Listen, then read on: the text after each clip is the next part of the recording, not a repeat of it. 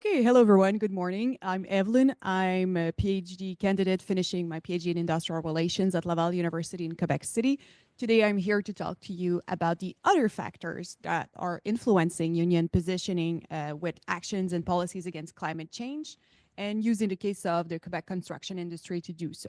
So I just want to say that I believe the panel was beautifully built because we definitely will have a lot to talk about later on because we touch a lot of similar points in different ways.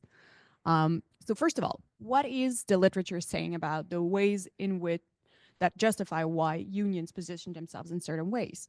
So we see a lot of work on fossil fuel industries worker fearing for the loss of their jobs and how we can take into account these workers. I think a lot of works have been done on this subject during this conference. We see a lot of critical cases uh, talking about good transition and to have examples of how we can do so and the good factors that helped. But we all see a lot of studies that compare transition and differences in union positioning across sectors, across countries, comparing a lot of, for example, European strategies and positioning in different contexts. So here, we see, in general, we identified four big points from the literature that goes is how we can address the threat of job loss, whether for fossil fuel workers or people whose employment are related to climate change. We see a lot of work on developing skills for the new skills required for these workers. And we see a lot of literature on the national institutional context and how the social dialogue and policies and institutions are influencing the context and sectoral issues. And finally, union identity has been used, and as I believe a couple of our colleagues today have used union identity by Hyman and the positioning, and we see that this is the main model used to study union positioning and using their identities, saying that business-oriented unions mainly use a reactive stance or a positional stance if it doesn't favor their members, or a society-oriented union for using an affirmative stance for unions who are more into what can be called also ecological modernization, or class union for transformative position, to which we have very few examples, but we've had some where some unions are really involved into these transformative, mainly when their members are not threatened by these changes. So here, what we want to do today is to go into a completely different direction from our colleagues earlier who went into comparing a lot of countries. And we want to say, what if we take out all of these factors? What if we compare unions within the same sectors, within the same province, and unions that have the potential to represent the same members, and see what these unions what affects the way these unions are positioning themselves? So we believe that the Quebec construction case is a great way to do so because we have mandatory unionization in the construction industry. Therefore, members are able to choose one of these unions, and unions have this potential to represent any of the workers. And they have also a history of different positioning due to historical differences, ideological differences, and are all involved in the bargaining, collective bargaining in the same four sectors in the industry.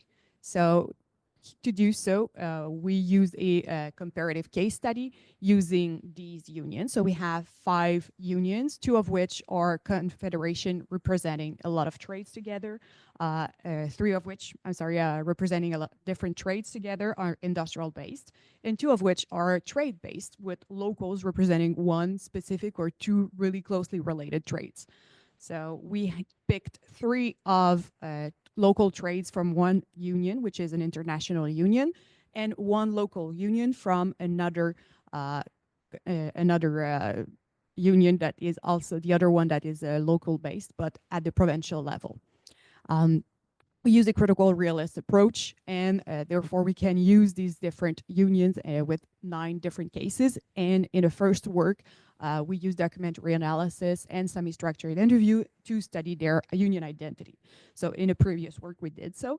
And now this second work builds on these elements to see what other factors than their union identity are actually influencing their positioning, because what we concluded was that the identity does not directly go as we usually tend to say that business orientation or opposing or supporting. This is not exactly what we found in our previous work. So I'm not going to present this paper today, but this is the conclusion. And building on this, we wanted to explore other factors that actually influence them. So in the construction industry is also really interesting because this is not a sector where workers will completely lose their job or completely win. We have a lot of different cases where we just have to have a lot of transformation, a lot of training, but also some job loss and some new jobs that will appear. So this is a really interesting industry with a major economic impacts on the province with intermittent work. So we have precarious workers whose employment benefits are at the sectoral level. Therefore, they keep their benefits depending, no matter which employers they're working for. And they also all are covered by the same collective bargaining agreement. So we have exactly the members within the same working conditions, depending on where they are. And the construction industry has tremendous environmental impact, which consumes a lot of raw materials, produces a lot of greenhouse gas emissions, uses a lot of energy from the materials extraction, construction transformation, and then construction retrofitting. So we have a really long producing chain of supply which affects workers. Just quickly here in the Quebec construction industry, we have 4 different sectors. And as I said, as you can see, the main one are commercial and institutional. Basically, if we want to build a new HSC Montréal, this would fall under it. We have industrial if we're going to build a new industry. And we have civil engineering roads when we have to build new bridges and such. And residential and so residential. And it's not. So the cases, just to, so yeah, exactly as I told you here. So we have the 5 unions and the 4 local unions under which they are. So what are the results? So we can find results under 4 broader answers. First of all, we had a lot of answers about unions, about the fact that they were worried about fossil fuel jobs. Why were they so interested in defending fossil fuel jobs? Was because they are good jobs, because they're really high paid jobs. We have a lot of construction workers involved in building pipelines and maintaining refineries and retrofitting such places. And what they were saying is that, and you can see these are the case numbers where the participants brought up these elements, case 1.2, 1.3, 1.2, and 2, 4, 2, 3, and 4. So all except 1 that considered that their members are not really active in fossil fuel energy, in fossil fuel industries. They were all saying that these are really good jobs because they're long-term jobs, because they're stable jobs, because they're highly paid jobs. And therefore, it is something that is really rare in the construction industry. So their members are really enthusiastic to go work there, no matter if they support environmental issues or not, because they're saying, anyway, we're going to use it right now. Therefore, it's a good thing that our members have good quality jobs because we're using it anyway. We're still using cars, so why not? Also, they were worrying a lot about the fact that some jobs can shift outside the industry, saying what will happen if we change the way that we use not fossil fuel jobs, but we use renewable energies? Will that bring forward some changes in the way that in the jobs created? Will these new jobs will fall under non-union work? Will these new jobs shift completely outside the construction industry as what happened in the United States with solar panels not being under construction trades and therefore this work is being performed by lower paid workers, non-union work, and therefore they are less quality jobs, whereas fossil fuel jobs are really considered high quality on a union analysis of what a quality job is. So there's a really strong worry about it. Also, are we going to have just more jobs go and be created outside of our sector of our regulatory range? Are these going to build up around with little businesses being experts in the new technologies, in a small radiator specified or a new little thing that are going to have a lot of technicians that are not exactly qualified in general, but are really specialized in a specific tasks?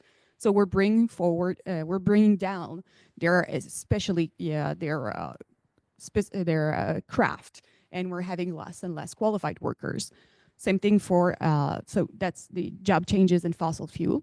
Now we had a lot of people worrying about training and saying that on the other side, training is a good opportunity for their members, that they want to invest in it and that they are investing in training. So they use training a lot when we're talking about climate change impacts and new energies, renewable energies, new ways to build. Training has been brought forward specifically by local-based unions, because industrial-based unions have reported that they mainly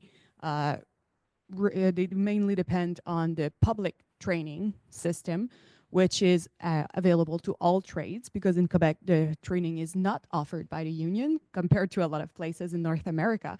And therefore, if unions want to offer training, they have to pay from their own money. And otherwise, they are able to access a public fund where the training is funded by employers and government, and therefore it's way more advantageous for them to do so. But even if it's more advantageous for them to do so on a financial level, a lot of unions try to invest and have decided to invest significant amount of money. For example, one local union has invested in build a school, their own school with their own money. This is something that's never been done in Quebec. It's the first time we're seeing it, because they want to be able to train their own members. So we're seeing a lot of emphasis on developing their skill development. Another local union from another place, they're saying, we want our members to be the most qualified to have green buildings, to do these green buildings and construction, because it's something that they're going to be able to say, I'm really skilled, I can do this. Because they're saying right now, we have a situation that's really advantageous for the workers, with a lot of jobs available and few workers. But this is going to change, because that's the way construction works. Construction is always fluctuating with the economic, with the seasons, and we know that this is going to come, even if our members may be not thinking about it right now. We know that we're going to need to sell the competencies of our worker and the value added of them. So we want to build on this. That's the training system. Really easy, as you can see. And a lot of social dialogue involved in the training system and training development, but it's really complicated to get these new skills into the public system. Just to say, it's really hard to get these environmental skills involved into this. So it's really hard for them to do so in the specific trade, and we don't see any climate-related training in the official system. But we see a little more continuous education courses being added. But this was after our data collection, so we don't want to change it, but this has been a development since then. And as was presented by a colleague yesterday, the climate change has brought forward a lot of health and safety issues. So this is a main problem in construction because of seasonal work, because of harsher condition, fast climate change, extremely intense temperature range. In Quebec, we go from -30 to +35. This is extremely hard on the body, especially when you fluctuate so much and not progressively as it used to. So based on all these elements, what we want to suggest is using the concept of what we will call eco-precarity. So basically the increased employment precarity due to climate change.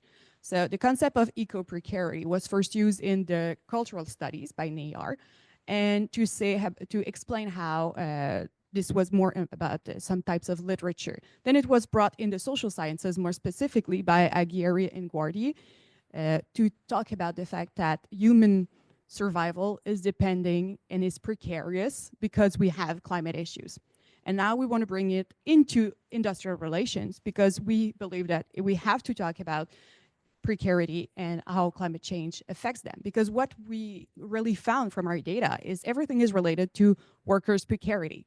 We're worrying not about the fact that they're going to be working in a specific area, but are they going to have good jobs? Are they going to have stable jobs? Are they going to have safe jobs? How are we going to have workers working in safe workplace environment? Are we going to have people having good quality jobs?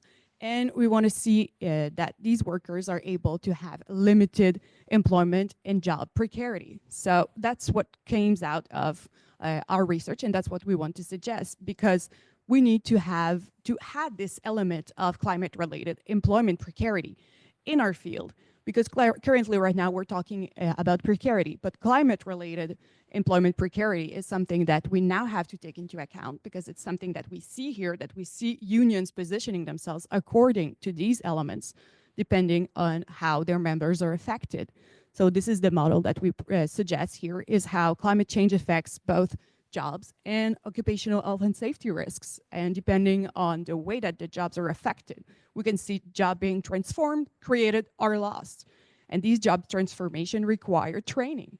Depending on their structural resources, we can see more or less. We can have good jobs created, we can have bad jobs created.